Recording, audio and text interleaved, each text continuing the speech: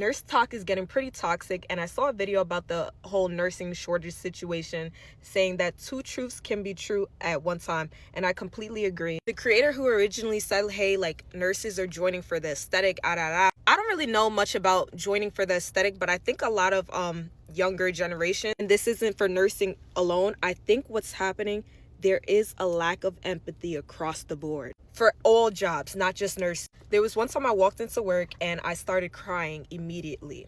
I walked into work and yeah, it was so sad. Literally, I just got here and I had one patient who was in a septic episode, another patient who was having a growing abdomen after a procedure on that abdomen, and just, it was a mess, right? Of course, I was probably frustrated and overstimulated in the moment, but I really started crying. Nobody knows.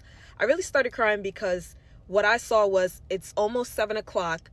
I'm almost ready to leave. I don't have to address this person. The next nurse can handle it. It was blatant neglect.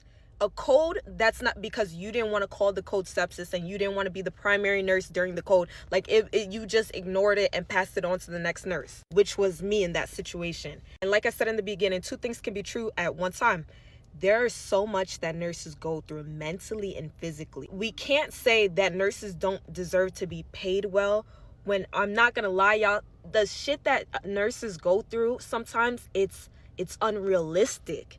It's unrealistic to have 6 patients and all of them be critical patients, and you're busting your ass. You're doing 10 things at one time. And we all know that multitasking in the healthcare field is dangerous and can put your license at risk to the point where, oh my gosh, now you're in court. You face jail. You know what I'm saying? So I do believe that nurses deserve to be compensated for the amount of work that we're really doing. But at the same time, the other creator is not wrong, where a lot of people are joining this profession for money, and it's okay to join for money, but at least take care of the person as if this is your family member.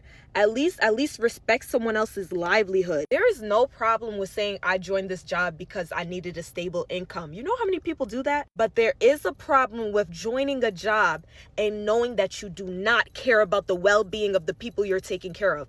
And lastly, nobody deserves to lose their license or their job over a discussion on TikTok. I felt like the whole situation was pretty sad. I don't know, y'all. I just feel like, once you lose a job and that's how you pay your bills and do what you got to do, that's pretty sad. Like, that was upsetting, you guys. I don't know. Like, this shit make me want to delete my TikTok.